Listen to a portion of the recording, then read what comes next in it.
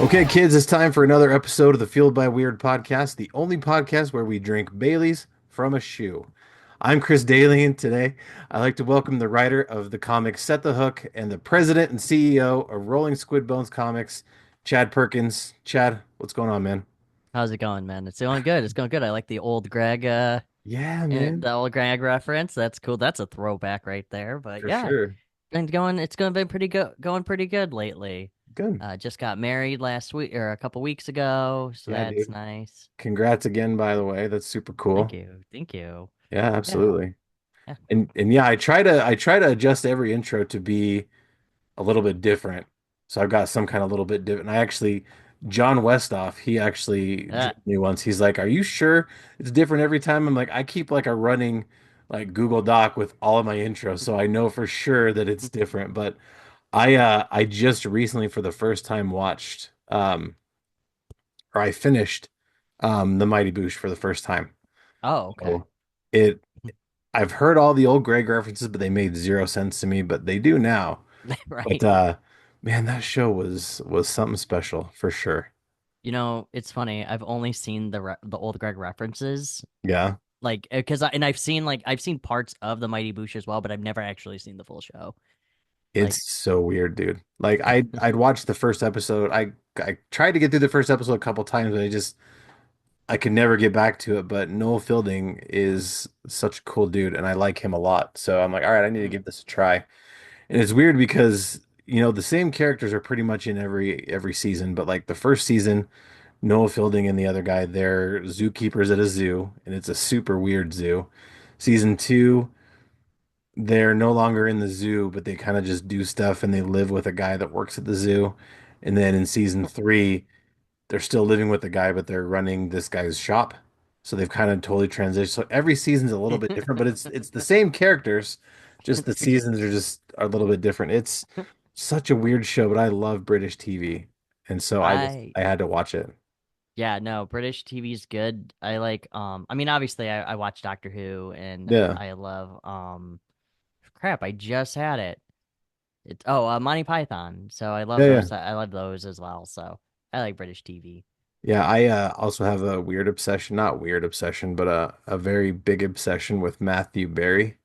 And so I've Mm. kind of gone through trying to watch all the stuff he's been into because I love him and What We Do in the Shadows because he's incredible in that show.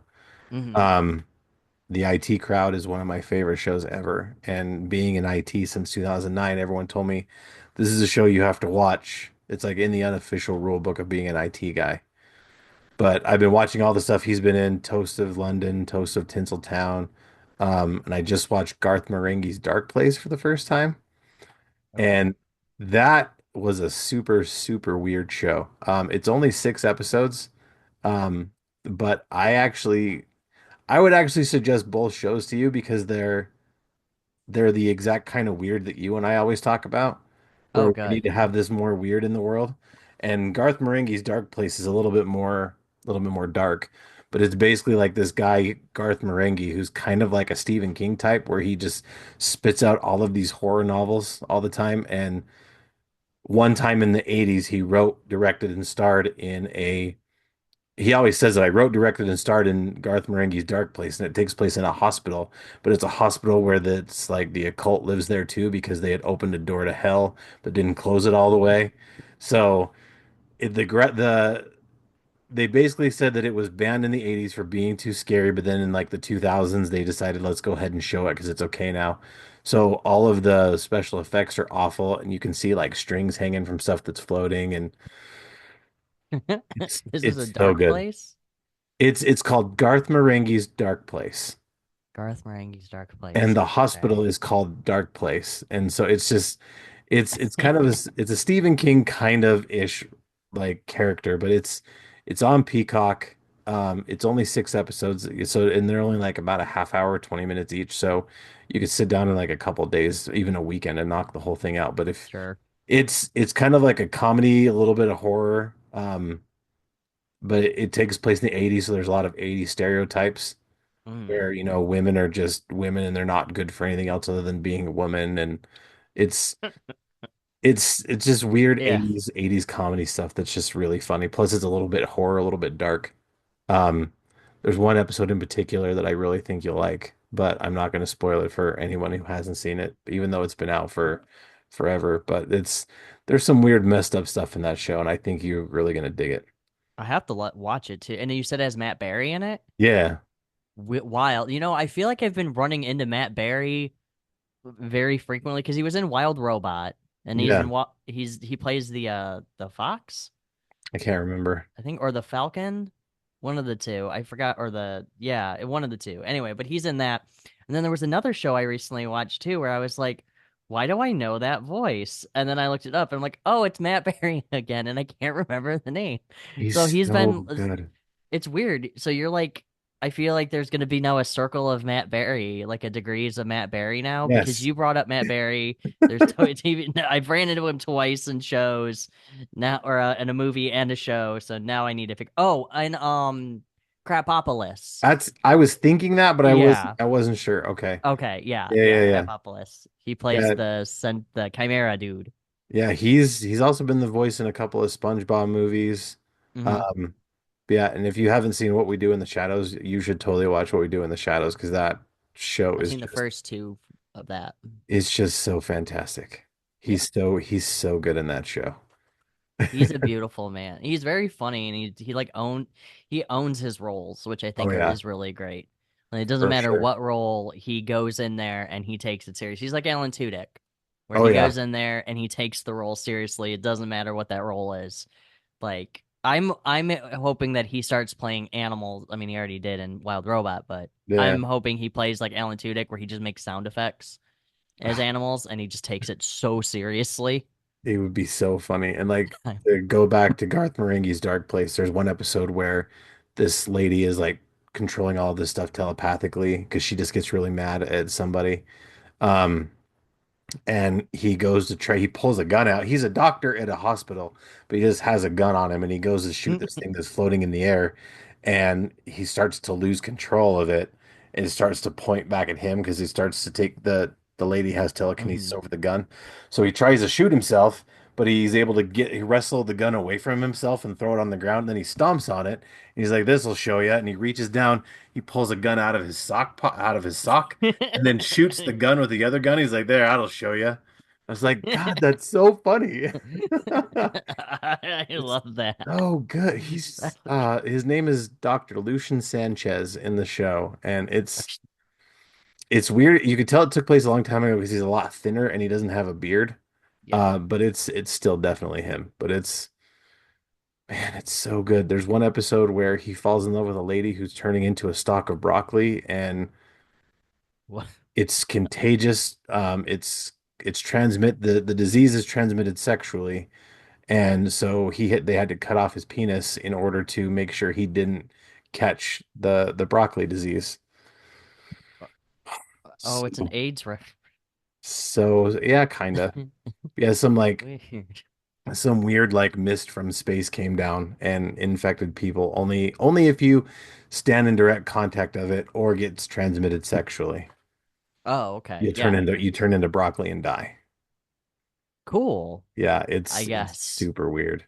It is weird. I will check it out because I need more shows to watch. I'm currently watching Night Agent on Netflix. Nice. So, and then I just started Gentry versus the Underworld. So, Which that one's pretty cool. I haven't heard of either of those.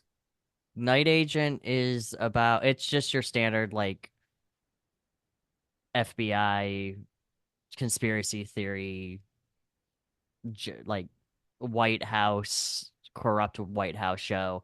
Mm. But I thought it was good. And then this Gentry versus the Underworld is similar to do you remember Jupiter Lee? Yeah. Yeah, it's very similar to Jupiter Lee, where it's she Mm. fights supernatural monsters and everything, but it's like they're coming out of the underworld, like this portal that she accidentally ripped open. Like she ripped open a portal to the underworld, and like these monsters are crawling out of it, and she has to like stop them and everything. Mhm. So it's really interesting. The animation is really good, but the writing is very kind of it's PG-13 or PG, one of the two, and it's harder towards 10-year-olds, but the writing almost seems like it's sometimes it's like for 5 year olds, like a younger audience. But the blood and gore in it is actually like that's where you get surprised by.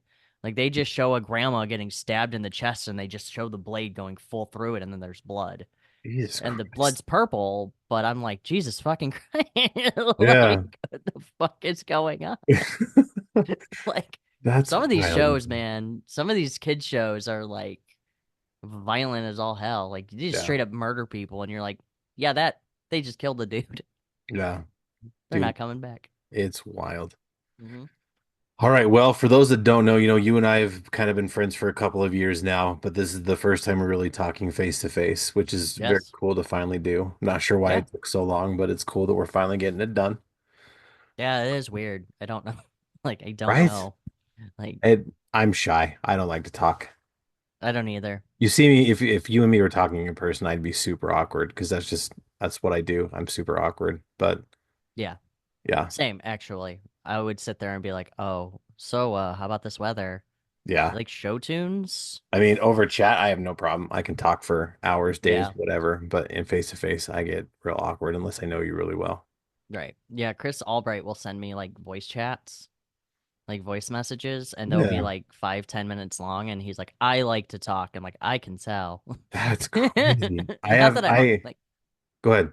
oh, I just say not that I don't mind. Like I like, you know, I like Chris. Yeah. So Yeah, I have yeah. this new friend recently who he sends me so many voice chats and they're all like very, very short, but he'll send me several in a row.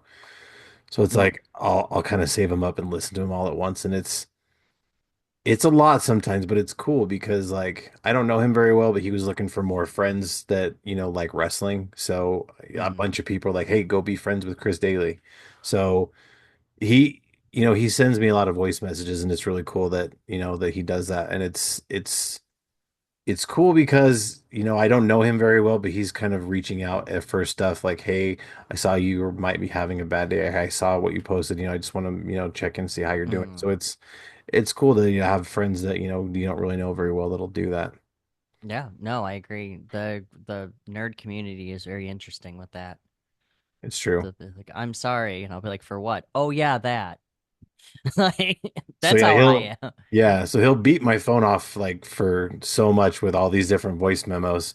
And it's funny Mm, because when you listen back to the voice memos, you can hear me typing in the background, or it sounds like someone's typing in the background, but so it's almost like as soon as I'm able to respond to one, I've got like three more. But hmm hmm. but yeah, he's a cool guy. I like him a lot. Good, good, good, good. All right, so we start these things off, with an icebreaker question, even though we've already talked a bunch. But I can't break routine. So today's icebreaker question is, what's your favorite useless fact? My favorite useless fact? Oh God. Did you know that the anglerfish, when the male is absorbed into the female's body during reproduction? She just absorbs it? Yeah, it's the I anglerfish. I had no idea. Yeah, My wife has a huge obsession with anglerfish, but I isn't it? don't Isn't it the I don't anglerfish? think I knew that. She has an obsession with it. She just likes anglerfish. She thinks they're neat. Oh yeah, they reproduce through sexual paramecium, So it's in like which the tiny male attaches to the much larger female counterparts to mate, so and it's then like it a one and absorbs. done. Yeah, Yikes. it's kind of like the praying mantis, but except you become one with the female and not just die. The permanent beast with two backs. Yeah. Yeah. Yikes. There you go. That's my favorite Yikes. useless fact. Yikes. That's way better than mine. I was just gonna say, we were talking about Phineas and Ferb earlier, and my favorite useless fact is the bit on the end of your shoelace is called the aglet. I learned that from Phineas and Ferb. You know what's funny? I did too. I Yeah, think I think a lot of people our age yeah, probably did. yeah. I was like, wait, it has a name? Yeah, I just the end of my shoelace. Whatever. I don't care. But I yeah, like, yeah.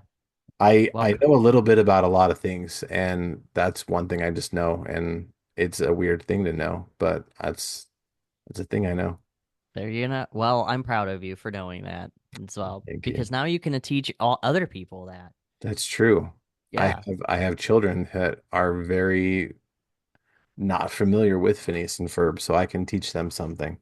What? Do you have Disney Plus? I do, and my oldest daughter knows Phineas and Ferb. My youngest daughter doesn't really, but it's because kids are weird because they'll kind of get something that they like, and it's really hard to lean them into something new. Like it's Yeah. so once they get into their thing, it's very hard to lean them out of the thing. I know you don't have kids, but you've got nephews, and I'm sure your nephews are the same way. They get hooked I have a into a niece and a show. nephew. Yeah, see, so Yeah. you're familiar with it. They get hooked in a show, and they don't want to deviate from anything else other than that show or things Oh, similar yes. to that show.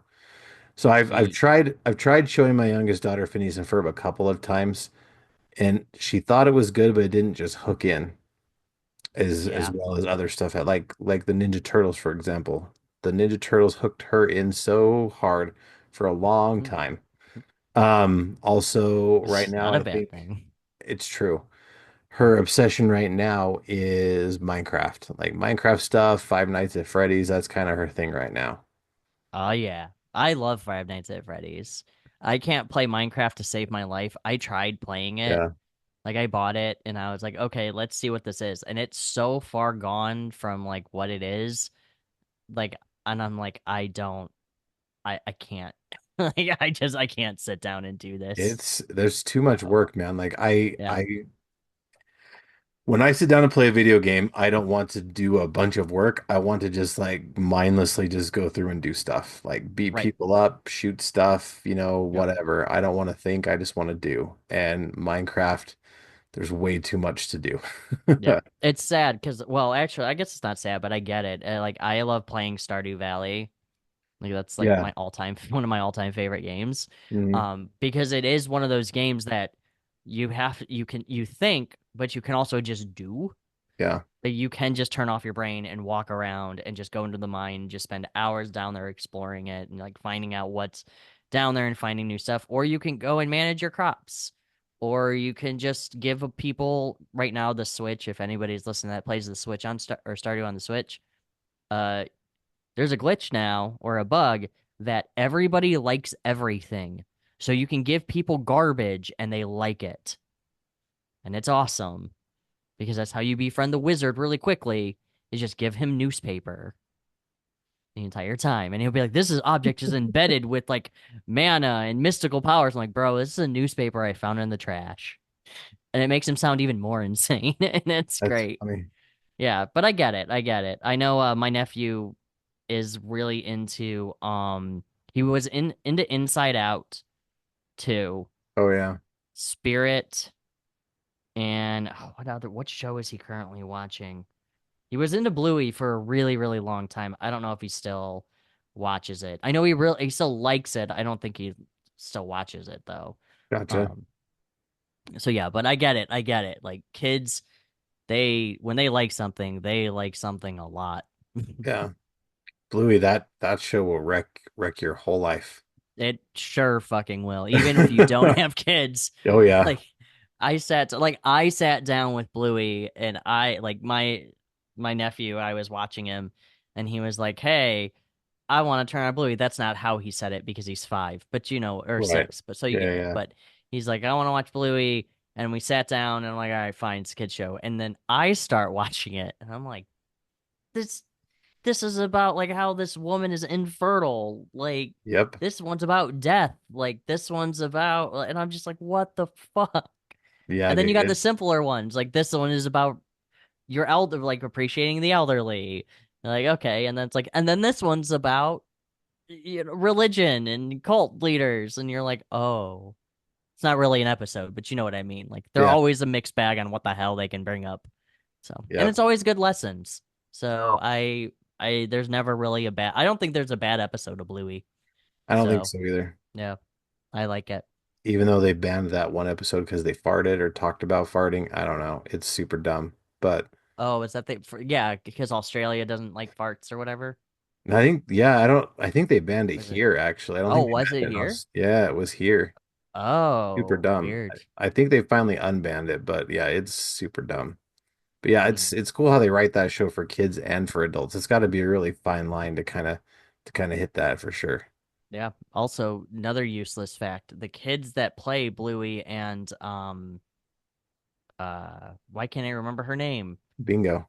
Bingo, thank you. The kids have not been none of the kids who voices the children in that show have been revealed as voice actors. Yeah, and I think that's And smart. yeah, I do too, because they're all like studio like people, I guess, who work on the show as well. It's Yeah, like their kids, and I think that's smart. absolutely. Yeah. So But yeah, I'm hoping with this new revival of Phineas and Ferb, maybe I can get my daughter hooked into watching the new one from the yeah, start and maybe see if she catches it that way. But I'm pretty excited for that, to be me honest. too. Oh God, yeah. I it just Phineas and Ferb, I feel like, is one of those shows that you can revive, Oh, 100%. like because there's just so much you can do with it. As long as you bring back the original guy who plays Phineas or Dr. Doofenshmirtz, you gotta bring back I him. think that's the guy who made one of the guys who like originally created the show. Was it? Yeah. Oh, damn. Well, there you He's go. he's on TikTok talking about like the revival and he'll do impressions of Dr. Doofenshmirtz. It's pretty Yes. funny. Yeah. Yeah, I it's know he showed funny. up to like a Phineas and Ferb party at one point. Like he just saw that there was a Phineas and Ferb like sing along party Yeah, or something, and he posted it on TikTok, and he shows up to the party. And that's so funny. he's singing squirrel or not squirrel and pants, platypus under my desk or whatever. Yeah. The platypus song. So there's a platypus controlling me. So yeah. Anyway. That's so funny. Yeah, I think the hard part was originally when we started watching on Disney Plus, Disney had all the episodes for season one out of order. So like stuff, if you'd watch them Oh the way wow. they were posted, that was showing them all in a weird order. I'm like, this doesn't make any sense. But I think they fixed it. I don't know for sure. But Hmm. yeah, I think now it's a good time to rewatch that show now. There's a bunch of shows that I need to introduce my kids to. And I know like a couple years ago when Metallica came out with a new album, I'm like, oh sweet, there's new Metallica. My daughter's like, what's a Metallica? And I was like, Jesus Christ, I have failed you as a parent. Most mediocre metal band ever. But I'm gonna show you Metallica. They hate it though. They hated Metallica. They like Killswitch Engage a little bit, which Hell fucking yeah. right, it kind of redeems it a little bit. But Yeah. I know my oldest used to sing along in the car with me when we drive around, but now she was like she could care less about it, and I'm like, bums me out. Getting old sucks. Right. I mean, they just Killswitch just came out is coming out with a new album, and the So excited. past dude, those tracks that they dropped, So I good. believe fucking awesome. I think I've played I Believe so many times. Oh yeah. It That's been on my rotation. that one hits so So hard. hard. Yeah. So hard. This is gonna be an emotional album. I'm so stoked. I am too. I've seen them twice live. And I mean I know because I've sent you a video of them Oh yeah. performing. They are incredible. Spirit Box just dropped. Oh, you mean They're Poppy? dropping. Yeah. Oh, I'm sorry. Yeah, Poppy is dropping a the Tsunami Sea. Yeah. Recently they did Perfect Soul, which has been on repeat the entire time, and I'm really happy that Poppy is doing it. I hope Courtney LaPlante can do what Poppy does. Oh, me too. That'd be cool. Yeah, speaking of Killswitch though, I'm super mad because on an episode a few back, I talked to a local radio DJ who just Mm. a DJ here in town. He's a cool guy. He's been on the radio forever. Like I pretty much grew up listening to him on the radio. And I was telling him about my love of Killswitch, and he's like, "Oh, did you go see uh Devil You Know a few years ago?" And I'm like, "What?" He's like, "Yeah, Howard Jones with his band, Light the Torch, Devil You Know, they came here." And I was Yeah, like, "I had no idea." So they came here to my town, just to some dive bar here in town. And I want to kick myself for not even knowing that they were here because I'm like, I would love so much to meet Howard Jones in person. he is incredible. That might been the same tour because because Light the Torch just came to that dive bar. Like Yeah, they just I don't know if it was when they were Light the Torch or if it was still when they were Devil You Know. I don't remember what he oh, okay. said. But yeah, they just came here and so it was a while ago. It Oh, wasn't okay. anytime recent, but I was like, oh, that would have been so That'd cool be to go see great. that. Right? Yeah, because I know Visions of Atlantis and Delane recently were at the Token Lounge here in Michigan. And Token Lounge is like a a it's a small concert venue, but it's like it's a bar and a concert venue, and they have a lot of big name artists that do come. Yeah. Um, but Visions of Atlantis are from the UK, and so is Delane, and they were here recently. Not UK, Cool. Europe. Well, you know Yeah. what I mean. Anyway, overseas, and they came, and I was kicking myself because I didn't realize that they were here. That's And I cool. was like, fuck, I would have came because it's like really intimate and I would have loved to meet them. Um, Yeah, I just heard about Visions of Atlantis for the first time last year, and they're incredible. they're great. They're great. I actually told Lori Foster, I'm like, I showed her a Visions of Atlantis song. I'm like, did you have a long lost sister? Because the lead singer looks a lot like She you. does, doesn't It's she? crazy. Yeah. She's like, Yeah. holy shit, that's incredible. Yeah. That's why when Dingo Pictures, when I was telling Nick, I don't remember his last name offhand, but Nick, he's the owner of Wendigo Pictures, which is a local film studio in Escoda. Um, and I always call him Aaron Pauley from Of Mice and Men. And I showed him a picture of him, and he's like, "Oh my fucking god, That's awesome. this he looks just like me." Yeah, And we're I'm like, "Yeah, that's crazy. Those yeah, of Mice and Men's a super good band too. they're great." Yeah, I actually I like them better that with Aaron as the singer, like the main singer, Yeah. screamer, than the original guy, the other guy. Not saying I didn't like him, Yeah, yeah. because I did that's how I originally started, but now I'm like this works. Visions of Atlantis though, they've went through so many different Oh yeah. singer changes. A ton. Yeah, so but I love their pirate one, the clock and Oh yeah. monsters. Those are Um good. all those are great songs. So but Yeah, we hell finally yeah. started getting some big people here because we finally have an arena to do it. I know we've had Tool here, Metalocalypse or Death Clock just came last Really? Hell spring. yeah. Is that Yeah, with baby metal? no, I wish it was that one, but it Uh was Death Clock, Necrogoblicon, and Dragon Force. oh, okay. Oh, dude, it was so good. That's that sounds like a very tiring day or It night. was it was good, and the cool thing was there was like kind of like you pay $20, you can sit literally anywhere. Hmm. And there's not a huge metal following here, but there's a pretty big one. And so they're like, yeah, you can just sit anywhere. Like there wasn't assigned tickets to just wherever you want. So my wife and I went like clear up to the side, and so we got incredible pictures of the show. It Hell was so yeah. good. And I've had Brendan Small on this show a couple times, and he's a super cool guy to talk to. But yeah, we've had Ice Nine Kills here twice. In This Moment just came recently. Um, I'm seeing Ice Nine Kills. they're good. I think seeing them once was like, all right, because I've seen them twice now, and it was almost the same show both times. So now it's Mm, kind of just like, all right, you see them once, and then you've kind of seen everything there is. But gotcha. there's been a few bands here. We're getting some bigger bands here, and I Killswitch, I wish would come here, but the closest they're coming is about 4 hours away.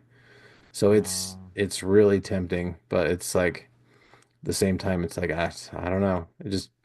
It's cool we're getting a lot bigger bands out this way yeah. 'cause not everyone knows what the hell Idaho is. They just think it's Ohio. You know what? That's fair because I don't know what Idaho is. That's I fair. know you guys have potatoes. I've lived here for my almost my whole life and I still don't really know. All right, Uh, man. So, when you're not making comic books, when you're not writing, when you're not, doing that kind of thing, what other things are you into? I know you mentioned a little bit that you like beer. yes. Oh, What okay. You want, what else? you What want, else? What yeah. else are you into? What are your hobbies, your interests, stuff like that? Oh God, what else am I into? So besides comic books, we'll just get that out of the way. I do read comic books. I write comic books as well, but I really do enjoy playing video games. Currently, I'm playing Marvel Rivals, and I'm going through Silent Hill 2. My wife has been a good sport with it because she doesn't like horror games, but she's watching me play it, and she gets startled by the mannequins, Oh and man. that's fair because I do too. But so I play that a lot. I love just I truthfully I just like to read. I'm currently reading the first Thrawn novel. Mm. by Timothy Zahn, and that one's been really good. It's not the one, not Ascendancy Rising. It's the actual like it's the ones that were anyway. It's the new Yeah, yeah. anyway. I gotcha. So I'm reading that. At my library, they had like a list of, if you wanted to read all of the Star Wars books in order, starting from the beginning. Yeah, And I have a few of those knocked out. I don't think I've made it clear all the way to Thrawn yet, but I've mm, read through a few of the first ones. They're really good. they're very good. I'm also working through Light of the Jedi as well, Okay. where because every spoiler alert, everybody just dies in that. In like the first three chapters, everybody just Yeah. fucking dies, and I'm like, oh, great. Um, I love beer. I love me and my wife and love going to different breweries around Michigan. So we got the Witch's Hat up the road from us that we go to frequently. Then we got the Grand River Brewery, Eternity Brewery. So we love traveling and just like finding different breweries and trying different beers and food. Um, so I'm a foodie. You can bribe me with food. So if you ever need to get me to do something and I don't want to do it, just give me food and I'll be like, all right, I'll do it. Thank you. I'll Nice. send you pizza in the mail. All right, cool. So yeah, so those are my hobbies. Well, I guess I am getting into actually brewing my own. I made mead last year and I've been Nice. trying to get more into that again. So over the summer, spring, summer, I'm gonna start brewing different meads. Because I really, really do enjoy doing that as well. Because I like just putting everything in the bottle and seeing what type of flavors I can come up with. Nice. So I think that's pretty fun. And then other than that, I work.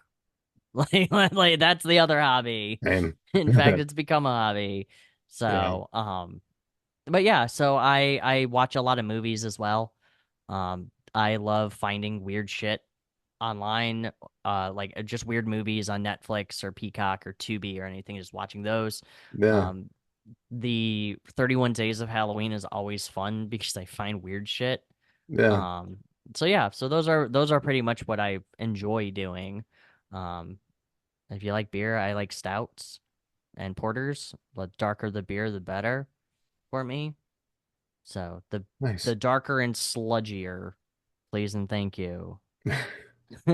Nice. Yeah.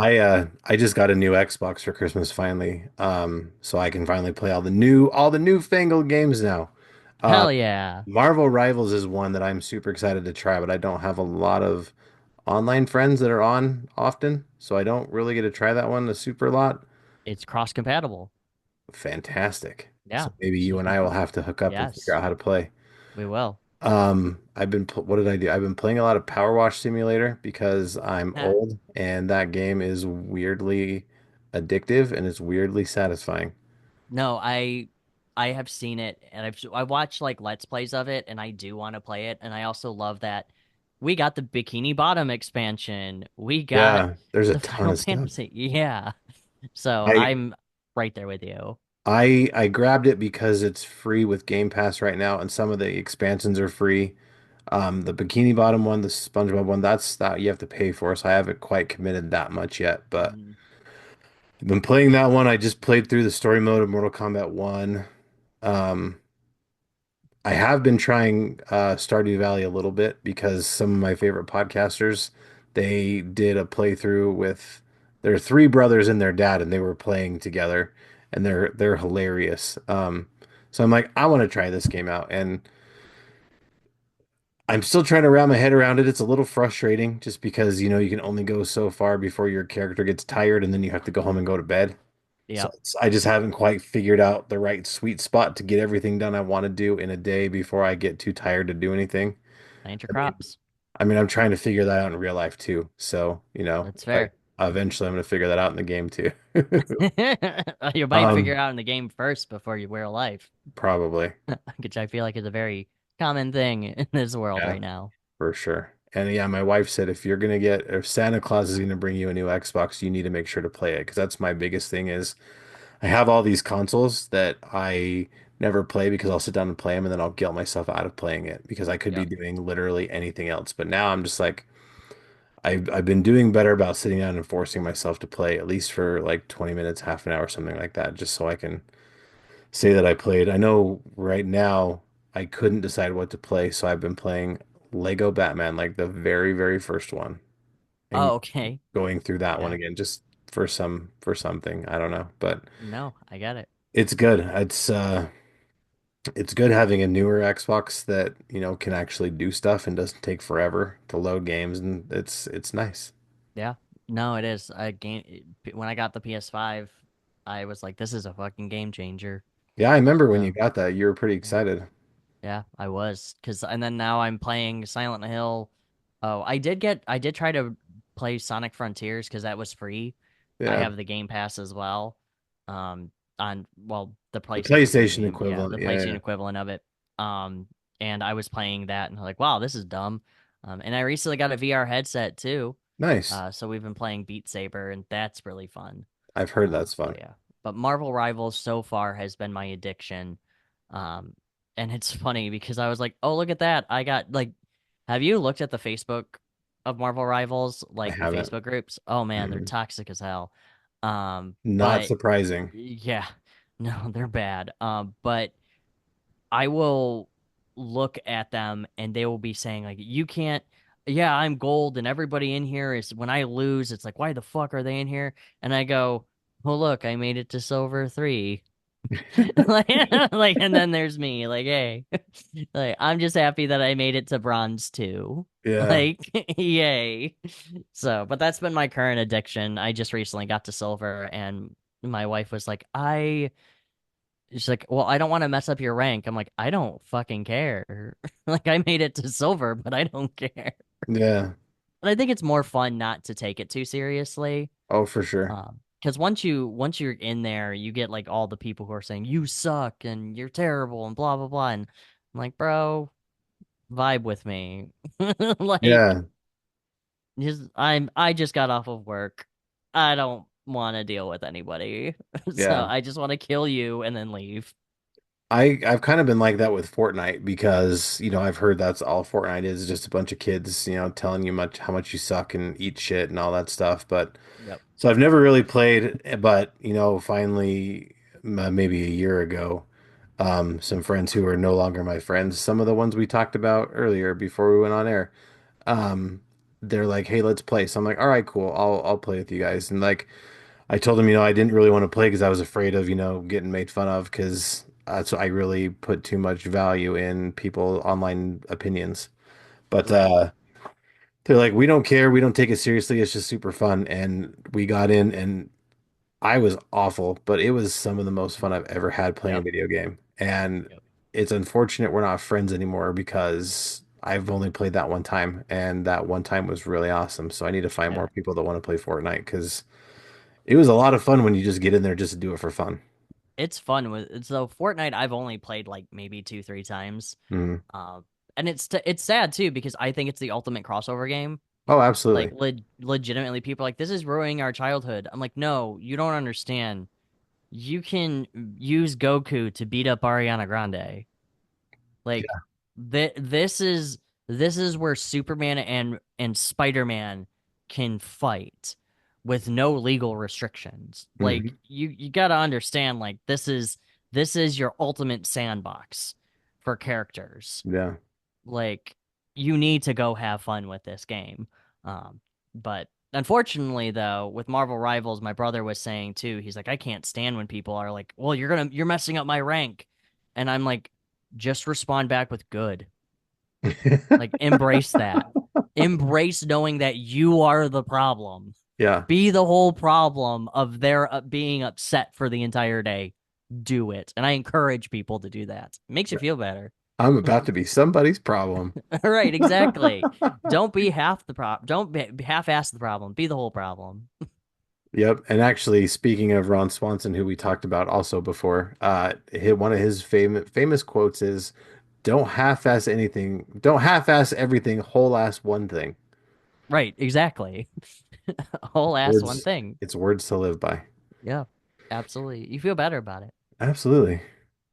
All right, man. So we're gonna jump in the Wayback Machine now and go all the way back to times of young Chad because I want to know what was it that got you initially interested in becoming a writer in the first place? Like Mm, what triggered you to want to pursue the art of storytelling?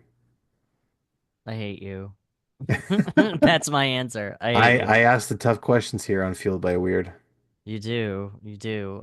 So I guess the one of the things that got me started with storytelling was I was big into Jonathan Rand and R.L. Stein as a child. Okay, So my mom would always read us R.L. Stein books before bed, when we were older, of course. Otherwise, it was sure. like, Spot and all those. But anyway, Yeah. so those were like the first time where I realized that storytelling is not just simple see spot run, spot jump over the fence type deal. I'm gonna sound like a lunatic, but I promise it will not make any more sense than what I'm telling you. Okay. Um, so then I started getting into when I hit about sixth grade, I started reading the Michigan Chiller series because I found them at the library. And then we had a contest to who could write a novel in as like a novel to get published into our library. And keep in mind we were sixth graders. Sure. So we were very stupid. Okay. But Sure. I was like, okay, yeah, sure, I'll be a part of this contest. And I started writing about mutant animals and zombies. And it was similar to Goosebumps. It was awful, let me tell you. It was garbage. But I wrote like 50 pages, so I was pretty impressed.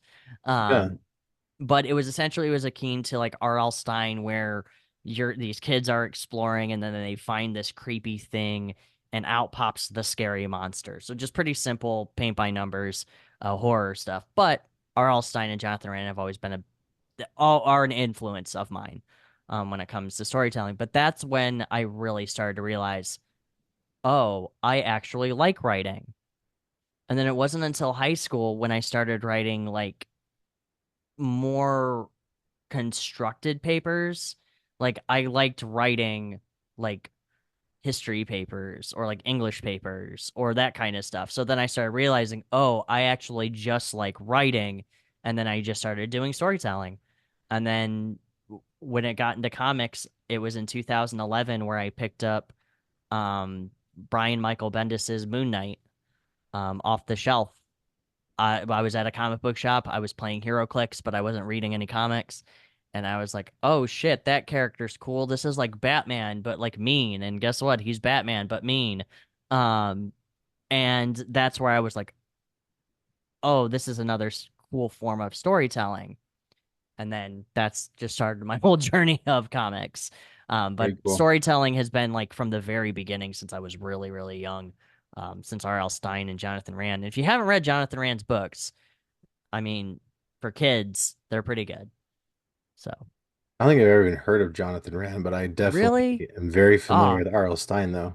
he's so Jonathan Rand is similar to R.L. Stein, but he started. So Jonathan Rand is a Michigan. He's from Michigan, Okay. and he did all these horror books based on the cities in Michigan.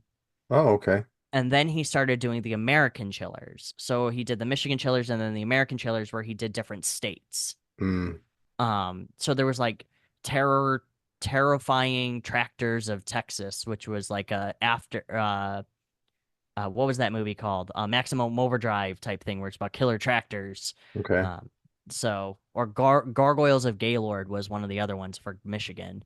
So Um, Master of Alliteration. Perfect. Correct. Yes, Awesome. exactly. Yeah, Nice. you could see the pattern. Yeah. That's cool. I am guilty of when I do read, I like to read a lot of books that are normally meant for teens or younger kids just because sometimes those books are better. Sometimes the books Sure. for adults are just awful. Like I found this one, it's a series called Skullduggery Pleasant, and there's a Mm, whole series of like a dozen or so novels, and it's basically about a sentient skeleton that is a detective, and he finds a teenage girl who is has some kind of similar magics that they team up and they go solve crimes, and it's so weird and silly, and it's pretty fantastic. It's the books are humongous, so they take quite a bit to read, but mm, they're very good. The payoff is good, the build up's really well. But yeah, it's an incredible series. But like stuff like that, and the Percy Jackson series, stuff like that. yeah. I read a lot of stuff like that, and people, will give me crap because those books are for kids, but like those books are good. Or like even like I just recently read like a bunch of Dogman books, the Bad Guys books, all books that are, geared toward little kids, but I don't care because grown-up books are Some dumb of them are, sometimes. yeah, a lot of them are garbage. Like not everybody can sit there and pick up, you know, Tolkien or, Yeah. James Patterson books because I can't fucking stand James Yeah, I Patterson. mean sometimes Uh, those are good, but like you need a break. Sometimes you need a break from because they're a lot sometimes. yeah, and it's like so I always say books are for everybody. It doesn't really matter what the genre is, what Yeah. the like who the demographic is.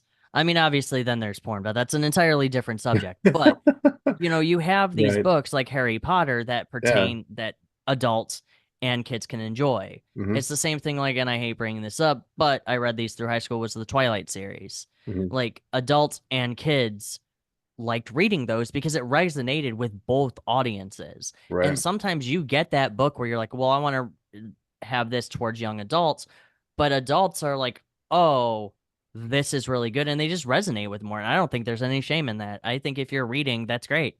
Yeah. Like, I don't care if you're reading Captain Underpants because I will always get down with Captain Underpants. Yes, sir. You hand me one of those with Dogman because it's the same person. Hmm. But I'm like, hell yeah, you give me Dogman, you give me Captain Underpants. Hell, you give me a Clifford the Big Red Dog book and I'll read it.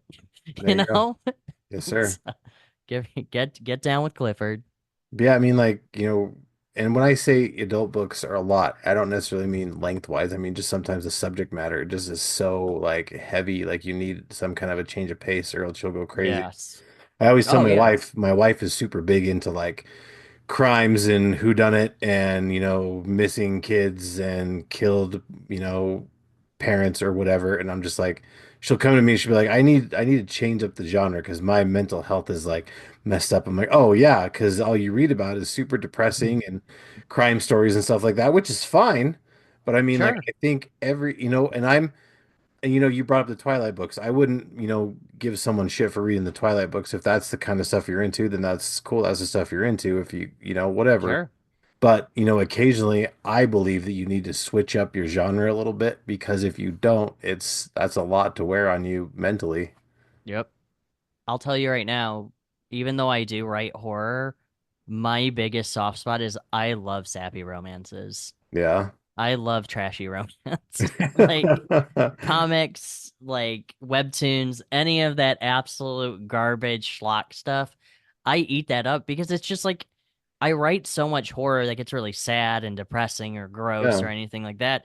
And romance just allows me to just unwind and appreciate people and life. Yeah. Even though me as a story person would be like, have you ever just thought of not being a bitch and just talk to somebody? Like maybe you should stop. Right. And my wife will be like, Chad, maybe you should stop reading this. I'm like, no, these people are absolute trash. Like, now it's the principle of these people. Fuck that. Your wife So, tells you stop reading, it's time for romance. right, exactly. She's like, hey, Speaking, when bringing back Bluey, romance. oh man, yeah, but That's funny. Yeah, I really believe that, every once in a while you got to switch up the genre a little bit because if you don't, you're agree. just gonna go crazy or paranoid or both or maybe worse. Or yeah, I mean, there are people who think that they can solve crimes because they've read every single type of true crime book. Yeah, the Like people you that go, have the PhD in Google, those people. right, Yeah. exactly. Hmm. They're amazing. I love those Yeah. people. We should all Abs- pay attention to them. Oh yeah, because they know everything. Yeah, they do. But no, I agree. Always switch up your genre. Like that's why because I would love to write a romance. I just it always just turns into a horror book. Like that's I mean, to be fair, one could say that that romance books are in a weird way a horror book. sure. I mean, yeah, because it is you letting your guard down and being vulnerable, and that's pretty Yeah. scary. Oh, So I absolutely. mean, and somebody can betray you in an instant, and that's terrible. Yeah. So I get that. Like I read the bit. Have you ever read the Bitten series? I have not. It's by Like, Kelly I Armstrong. think my wife's read those. I haven't though. Oh, they're really good. If you ever get a chance, they're a horror romance about werewolves, and then they did some other ones which was like the Witch Covenant. It's like this entire big world of like horror characters, and Yeah, they're all romance, but they're pretty good. The werewolf ones, the Bitten series is pretty good. So nice, I also went to the launch party of the last Twilight book. nice. There's a great fact. There When you go. Barnes and Nobles was or when Borders was still open. Borders, rest in peace. Rest in peace, Borders. Rest in peace. All right, man. So we're here today to talk about your series, Set the Hook. We've mentioned it a little bit, so now it's time to get down to brass tacks. So bringing up again, the kind of weird stuff that we like to see in the world, which comic books are a great medium for storytelling. And unfortunately, when people hear the word comic books, they automatically always think of superhero stuff or, Hmm. horror stuff or, other things like that. But they don't always think about, weird stuff. And I think that means there's definitely more room in the world for weird stories. I And agree. Set the Hook is one of those series. So for those that don't know, for those who are unfamiliar with what Set the Hook is, let's give you a second to talk about the story. Sure. So Set the Hook starts is about follows the story of Otis Yessi Bayert, which if you can't pronounce that name, that's okay. Neither can I. That was the point. So I'm making that up as I go. So his dad was murdered by a demonic pike. So it's about his dad was murdered by a fish during a fishing trip, and now he is out for revenge, uh, by to track down this pike and kill it. The world itself, though, is built around Hell's Aquarium splashed into our world, into Earth, and now fish creatures live among us. And they live like regular people, except they're fish. And the story is about him and Ginger Axolotl, which is axolotl, it's a pun, um, are hunting down this pike. And the second issue is basically, well, we'll get into that, but that's the story of Set the Hook. So it's a revenge crime supernatural noir book, which is been a lot of fun to write. You can definitely tell. I mean, it's one of those books that just you're looking for a certain thing and you don't know you need it until you Yeah. find it. And there it is. So, let's talk a little bit about how'd you come up with the idea of writing the series Set the Hook? What triggered you to be like, hey, this dude, his dad is dead and he got killed by a fish. So, spoiler alert. One of the hobbies I didn't mention is I like fishing. That is one Okay. of my other hobbies that I love. Cause see, I wanted to bring this in. So Okay. I do enjoy fishing, like just going out on a boat or just going to the pier, and I can fish for hours. Like it's therapeutic just to throw my rod, even if I don't catch anything. But anyway, that's not how I came up with the idea. Okay. How I came up with my idea is I was at work one day, and I was actually that was the day that I always went fishing. So it was a Thursday, and I was sitting there at work. I was at the computer, and I was sitting there going, "Man, I need something to do." It was a slow day at work, and my brain just started kicking, going, "Man, I would really love to fish right now." You know what? Because I worked at a hospital, so a lot of things happen, like a lot of injuries happened, and I don't know how I came up with this, but at one point I go, "You know what? Man, if a fish got away, I'd be really angry. But what if a fish? But how angry would I be at this fish? Why am I angry at this fish? That he got away, or he murdered somebody? A fish murdered his father. What if a fish murdered his father on a fishing trip?" And then that's when I was like, I need to write this down. And I just wrote it. I wrote the that concept down, and then my mind just went everywhere with it. So just to give another interesting piece that I don't mention quite often, because it doesn't actually come up in conversation. The first script was literally just that. It was just him being going to find this supernatural demonic fish in a lake or wherever it is. I mean, obviously, if you know what a pike is, it is in a lake. But anyway, Sure. so also pike's my favorite fish, so that's why I chose a pike. They're my favorite fish to Makes catch sense. because they're mean and they're tasty. So I cook them and I gut them and flay them and I cook them. So I catch Yeah. everything and I cook them. Okay. So I do. So revenge is very important to me when it comes to fish. But Sure. so I it wasn't until I hired Wells Thompson for the first script where he goes, Chad, you're missing one element. Just make fish creatures live among the people. Like, go balls to the wall with this idea. Like, you're going hard on him being angry at the fish, but what if the whole world is fish and people, and he has to live with that because he hates fish? And then that's where it got funnier and weirder and wilder with everything. So that's how I came up with the story. So the original story was just a very cut and dry revenge story. Like there was just him. He finds the fish. Ginger shows up. It turns out there's a secret society of fishermen that do this type of thing. But Wells came in and said, "No, you need to make this just like his entire world, just to piss him off," and it does. So That's yeah, awesome. And I think that's why you and I are such good friends because most people will get a weird idea like that and be like, no, that's dumb, and they'll just disregard and throw it away. Like, but those are the ideas you need to chase after. Those are the I ideas you agree. need to do something with. Even if nobody reads it, there's gonna be someone out there that's like, yes, this is amazing. I agree.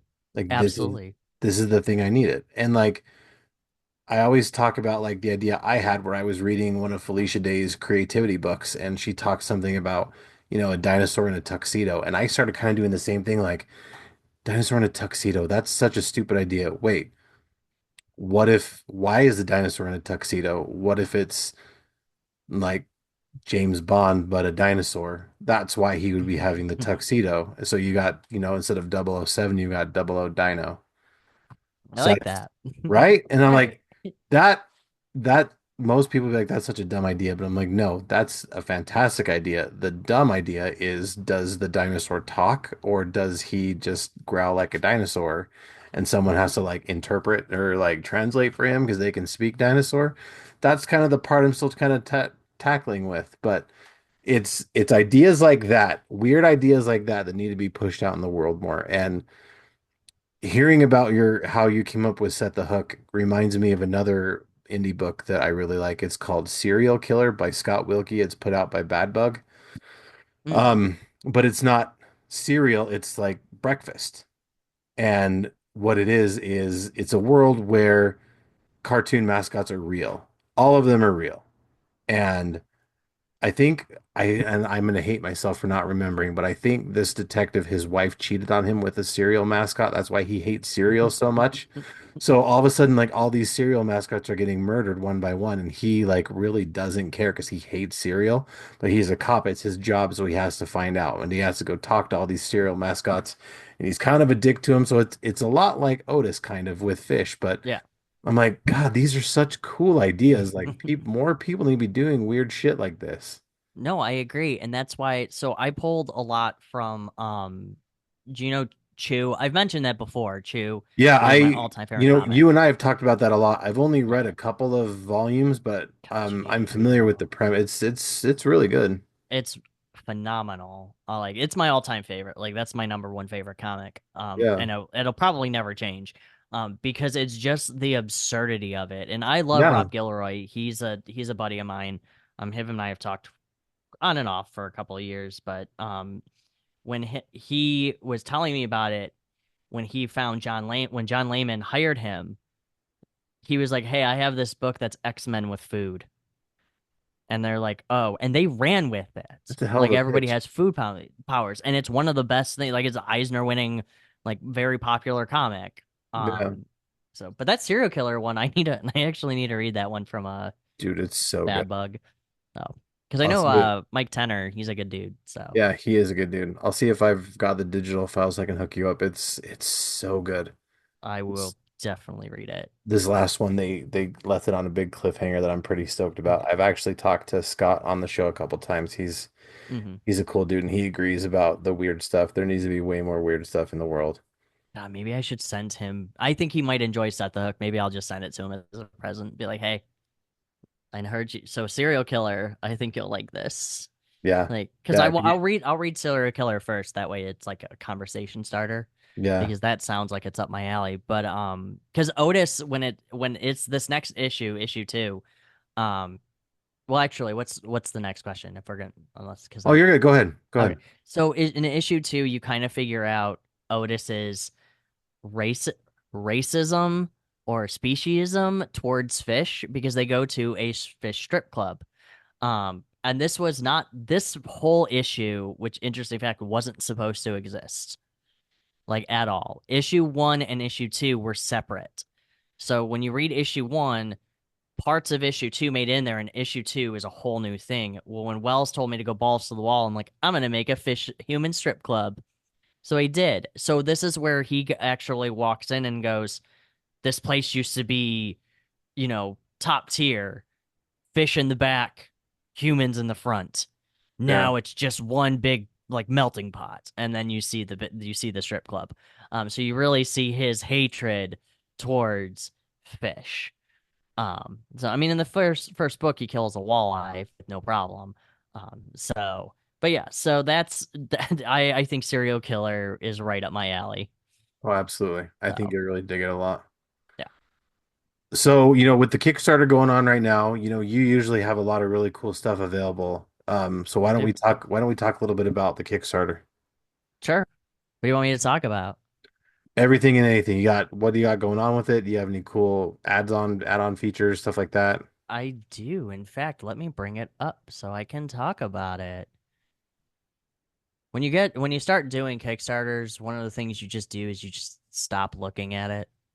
Oh, I could only imagine it would drive me crazy, I think. I Oh, would it does. hit refresh like all the time. Oh, I do. That's why I needed to back away from it.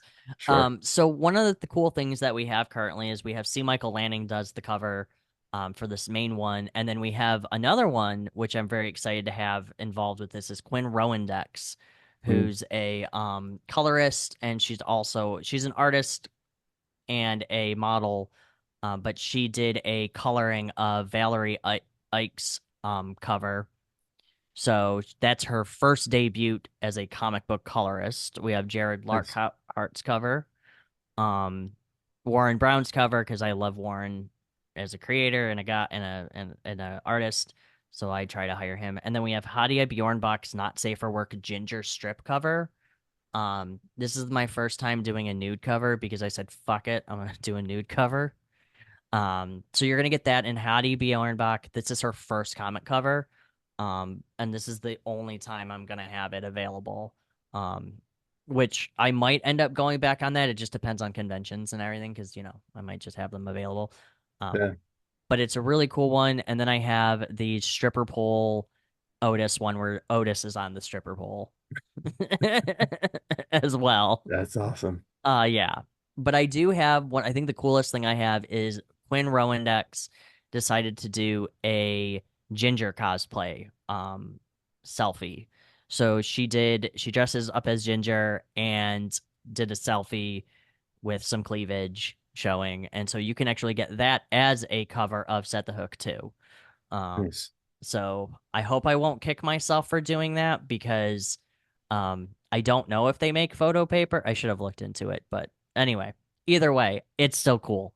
And then you can also get a Ginger photo of her as well. And then this one was just claimed, but the original Quinn Rowandex. Quinn went really hard on this campaign because she loved the character Ginger when she read the second issue. She's like, I love this maniac woman. And I'm like, Yeah. as you should, because she became way more popular than Otis.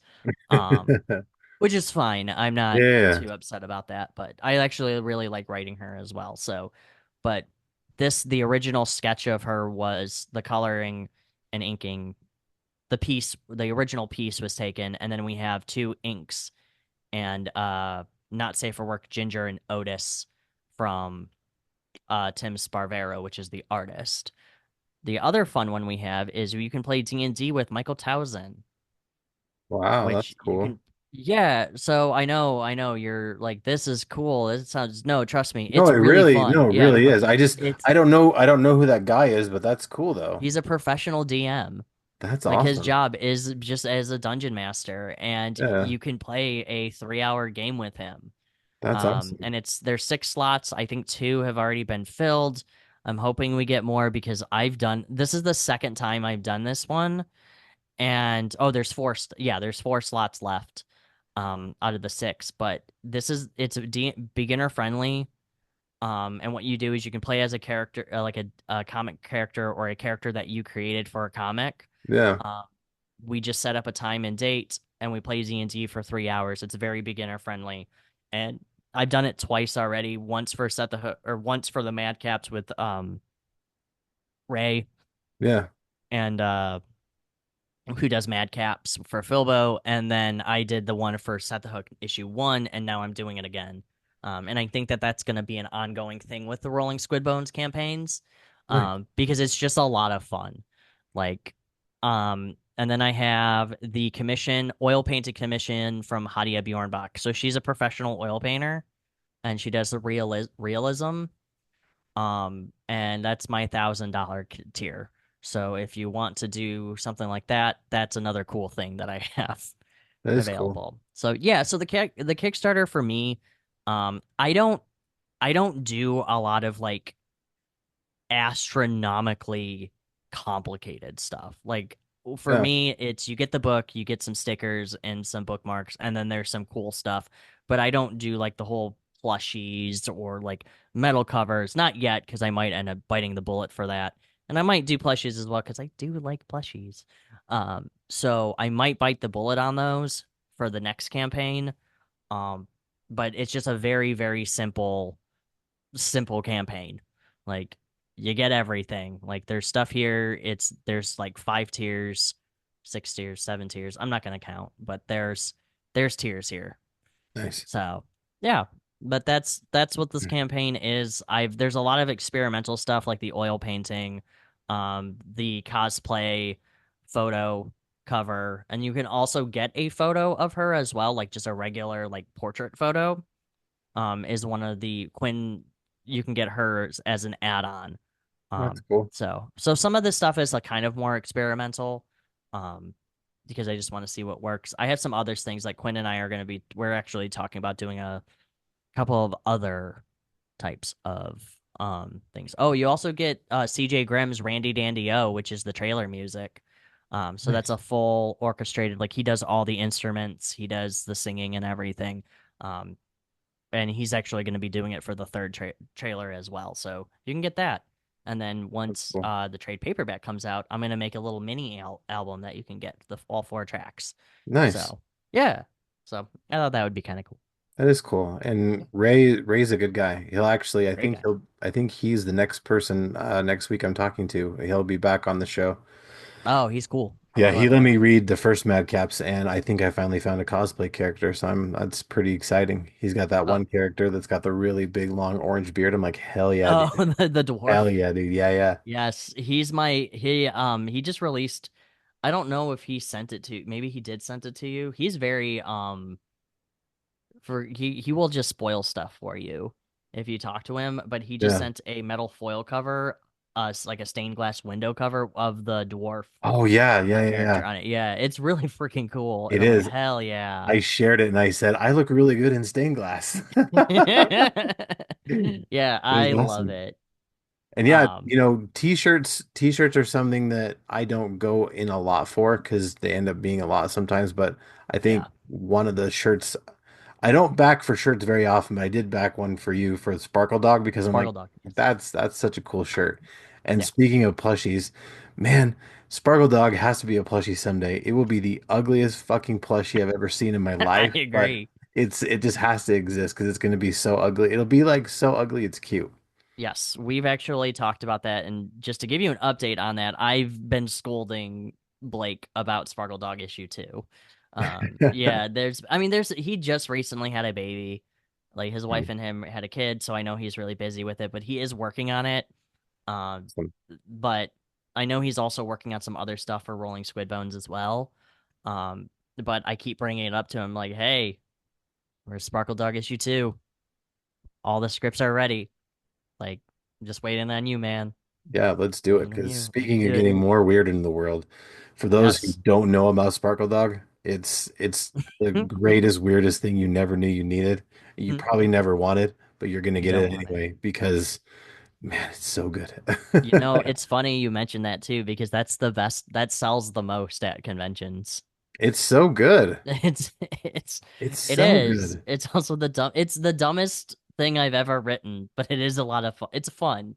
It's fun, it's dumb, it's good. Like I I may enjoy it. I may be a little partial because I was kind of there from like the creation, the initial idea process all the way through the end for the first one, but it's just so damn good. Yeah. So good. Oh, wait until you get to the right. Wait until you read the other issue, like the next issues that are hopefully coming. You've told me about a few of them, and some of the ideas were wild, and I'm super stoked about it. Yeah, it's. I know the next the one I just finished. I just finished like the last issue, but it's like a dead space type thing. So It's yeah, awesome. it's gonna be fun. Well, everybody, make sure you check out the Kickstarter for Set the Hook issues 1 and 2. We'll make sure we put the link in the description. We'll share the link out on social media so everyone knows where to find it. Make sure you find it, you share it with your friends who like weird stuff because us weirdos are out there. I know they're out there. We just got to find them.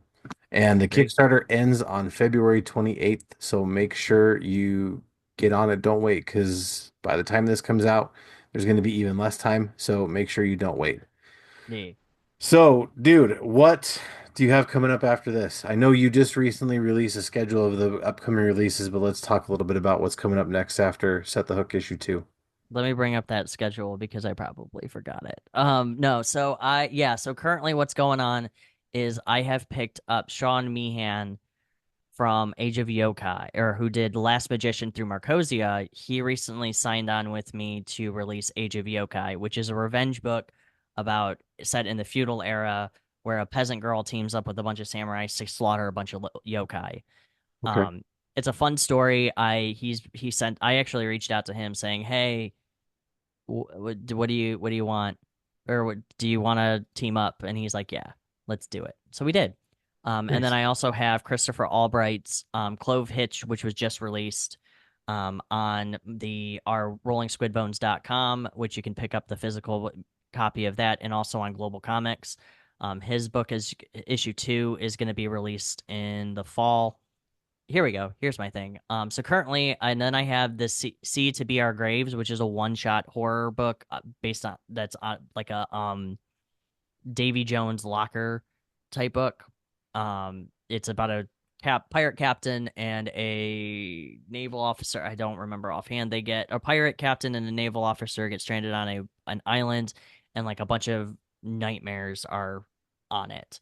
Nice. So yeah, it's a one shot comic, but that's also by Sean Meehan. He signed with that one as well. And then I have Motor City Comic Con coming up in May, and then Motor City Nightmares is in July, along with Really Cool Con. Nightmare Weekend is then in August, September, September, end of September. Yeah, I just looked down. Oh, and then I have Fantasticon, which isn't actually on this. That's actually just one day. That's in Oh no, that is 3 days. Oh no, that's not right. That schedule is not right at all. Um, but anyway, so that's what I have currently. Very cool. Yeah, I just Sorry, I just recently looked at it. I'm like, you're that's weird. you're good. Not No, I right. recently just heard about Clove Hitch, and it's one that I'm pretty excited to look into. So that's definitely on my list to acquire and read because it looks awesome. It's really fun. It's when he sent it to me, he's like, "Hey, I want to work with you," and I'm like, "Okay." And so that's how my conversations happen. Like they're like, "Hey, I want to do this." I'm like, "Okay." Um, but he sent it to me and I read it, and it is just about space garbage men. Uh, Awesome. and yeah, if you like the cleanup of Gundams, like what happens after the Gundam battle, you'll like this book. What's really awesome is, with our weird HOA story, Oh yeah. you could tie that in very easily. That's kind of awesome. Yeah, no, we need to do the HOA story, like Yeah, hands down. speaking of weird stories that need to be, birthed into the world, listeners, Chad and I one time came up with an idea of HOAs because Chad got really pissed at an HOA that he used to be a part of, Yep. and it spiraled into one of the coolest stories I've ever heard of in my entire life, and it's going to exist one day. One Um, day. one day it will exist, and it's going to be amazing and fantastic. So keep your ears and eyes open for that one because that's going to be Yes. amazing when it happens. Yes, because I once, yeah, I will actually, I need to put that on the docket because I'm almost done with Set the Hook. But spoiler alert, I forgot the other thing. Bark in the Water is also one of the other books that will be Oh released yeah, next year. little And shit. yeah, little shit. That one's gonna be actually I can't announce it. I can tease it a little bit, but Bark in the Water is gonna be released a little bit sooner than expected. Nice. Yeah, and I can go into with you later. I can tell you, but right now I can't talk about it. But I'm Okay, very fair enough. excited to see what's gonna happen with my little Chihuahua in a salmon suit. Fantastic. And he is in Set the Hook Volume 2. So he is one of the main characters in it. Very cool. So yeah, trust me. Issue 2. You think that this book is gonna get wild? Issue 2 is gonna be or Volume 2 is gonna be absolutely more insane. Fantastic. Yeah. All right, man. Before I let you go, I always like to try to ask my guests, what is some creative advice you'd give to, your other fellow creatives out there? So do you? Oh, okay, so I'm gonna give you two advices. Okay, that One, works. one of them is gonna be a little bit more serious. Okay. Write your ending first. When it Okay. comes to your creative process, it has always helped me and a lot of other people that I've talked to write your ending. And even if the ending changes, that's fine. But at least knowing where you're going to end is incredibly helpful because then what you do is you go, okay, here's the ending. Okay, well, where's the metal? How do they get up to this ending? And then you start working backwards and it becomes a way smoother process. And again, like I said, and everything can change too. So even when your first trip, like Set the Hook, the first draft, the second draft is totally different, and then the final draft is this batshit insanity, Eldritch horror nightmare that we made. Um, that is my biggest advice to anybody: is at least know your ending first. My second one to you is just fucking do it. And I know that's easier said than done, and I know other people can say that, but trust me, again, once you get that piece done and you're like, okay, this is what I want to do, write my ending, and just fucking write that ending, the rest of it just becomes like, well, you still get the procrastination and the laziness, and I don't want to do it, and the writer's block. So you get all that bullshit, but it becomes now your routine. Yeah. So those are my two biggest advices that I can give. So, That's good advice. I've never heard the write your ending first before, and it makes total sense because, I always tell people when I was a teen, I used to work in a movie theater, and being an usher, you got to see the end of all the movies. So mhm. you everything got spoiled for you, and everyone's like, isn't that kind of a bummer to you to, find out how the movie ends? And I'll do the same thing with wrestling matches too, because like I don't always watch wrestling live. I'll go back and watch it, later, and Yeah, I'll look and see, the results of all the matches, see what happened. They're like, isn't that why do you even still bother watching the wrestling match or watching the movie if you know what happens? It's like, sure, I know what happens or I know how the movie ends, but I don't know how it got to the ending. correct. And I want to Yes. see how it got to where it ended. So I think that's really good advice. Yeah. No, and that's how I do it with sometimes I'll spoil myself, like with movies and TV shows and something, and I'll be like, Yeah. oh, this character's great. Oh, they're dead. But then it's like, oh, but now I got to know how they died, Or why they like, died. or why they died. Because then sometimes it's either really cool or really stupid. And either way, I'm going to be satisfied. Or wow, that character was a huge piece of shit. I'm so glad they're dead. Right. Exactly. Now I can't wait for them to Right. die. Like now you sound like a psychopath. Exactly. But I mean, it is Yeah. what it is. Yep. All right, man. So where can people keep up to date with stuff coming from you? When can we know and, tell when stuff's coming? So you can find I do pardon, that came out of nowhere. You can find me on Substack at Rolling Squid Bones. I do a bi-monthly, twice a month newsletter where it gets you see all my updates and what's going on. Um, you can also follow me on Blue Sky at Rolling Squid bones.bluesky. And you can also go to our website, which is rollingsquidbones.com, and you can see that also all of our social media stuff is on there too. Um, so yeah, we have a link tree on the website too, so you can go on there. I need to get one of those. You need to get one of I those. need to get one of those. Yeah, I stand behind the link tree. It's a million times easier. It would be like, where can anybody find you? Here's my link tree. Nice. All on this.